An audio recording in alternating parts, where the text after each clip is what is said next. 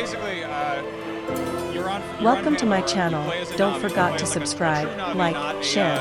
Enjoy my video. Not an avatar. Yeah, you're not an avatar. You have Ninja Turtle hands, not human hands. You know, the fingers and all that. Yeah. But basically, story-wise, this is canon. This takes place in the universe, but it's in sort of a different chunk of Pandora that hasn't been explored. It's the western frontier.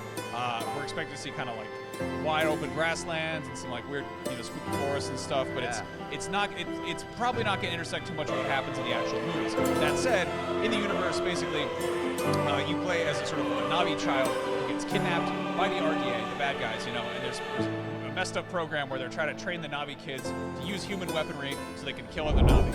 And then it's counter to everything that the Navi believe. Right? They're not wild about this sort of behavior, are they? But basically, you're this sort of, you know, this black sheep or blue sheep, whatever. But yeah, the events of the first movie happen. Everything goes to crap, and then the humans are like, we gotta get the hell out of here. Kill those Navi kids. We don't need them. And luckily, instead of being killed off, somebody puts you in cryo sleep, which conveniently lasts for 15 years until the events of the Way of Water, when the RDA comes back. So basically, you come out of cryo sleep, you're this Navi who's raised like a human, and you go out into the world, and you have to go and make friends with regular Navi and learn their ways, even though you already are a Navi. So it's kind of everything Jake Sully does in the first movie, but rearranged in a way where you're just piloting the Navi from your comfy couch as opposed to him being in like a special avatar bubble. You play as a custom character, you create your own Navi, cool. You get to customize them up and down. And then you basically do all the stuff you'd expect to do. You have to go out and you know, do the first flight, the rite of passage, and you know, catch an Ikran and train it. One of those, you know, big flying banshee type things. Of course. And that's going to be, I think, the real thing that sets this apart from being just another, you know, Far Cry. Yeah. You're going to be really connected with this flying animal, and it's going to be there's. You remember Eagle Flight, the VR game that Ubisoft put out? Where you see an eagle flying around Paris? It kind of looks like that. It kind of looks like when you control a bird in Assassin's Creed. Like there's going to be a lot of flying in third person. All the stuff on the ground is in first person, but if you're riding a dire horse or flying your Ikran around, it's sort of wide third person, and I think that's really going to highlight this being a different scale than we're used to from an open world Ubisoft game.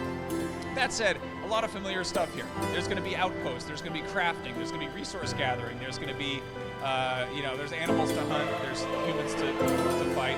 Obviously, it's a little weird because they're like, you know, yay high on you, but they also get in big robot mech suits, and so you have a little bit more of a challenge in that department. The weird thing I was kind of curious about is, you know, if you played a Far Cry game, you are just a horrible murder machine in the animal department. Like you'll like flamethrow like 8 great white sharks to make a new wallet or whatever. It's messed up. The Navi don't really do that, so they said they're focusing more on quality of materials rather than sheer quantity. So I'm guessing you're gonna kill one space weasel or whatever, and you'll apologize to it. And maybe it's hard. I don't know exactly how they're gonna go about that. I think it's gonna be more like you have to carefully pay attention to exactly how good of a you know, space berry you're picking or a space weasel you're killing. It's not so much just like, go get 5 great white sharks and you can have a new backpack. I always go to great white sharks. That was the sort of hard one. Sharks are very cool. So.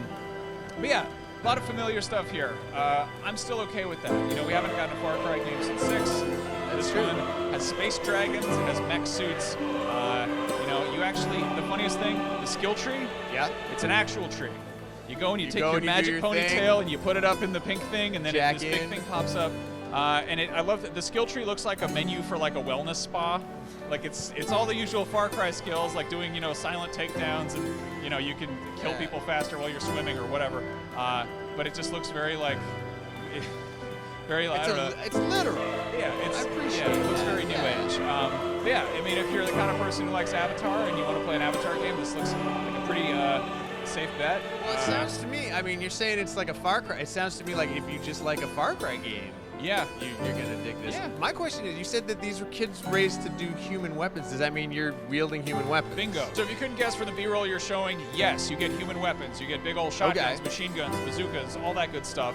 And you also have, Navi weapons. You have like spears and bows and arrows and all that, other stuff. And we've seen this in Far Cry games. We've got Far Cry Primal, which has all sorts of, rustic analog old-timey weapons. And we've seen, plenty of sci-fi stuff in Blood Dragon, and the later Far Cry games have gotten plenty weird. And I think you're going to have sort of interesting fusion of these things. Like in the most recent movie, like Jake has like a, he kind of customizes his rifle so that it's got some like Navi tooling to it. Okay. I feel like you're going to get upgrades like that. Not positive, but like you're also going to do the thing where you like get like a perfectly crafted Navi bow and and then suddenly you tack something onto it and you can do like electricity arrows because you put 9-volt batteries on the ends of them or something.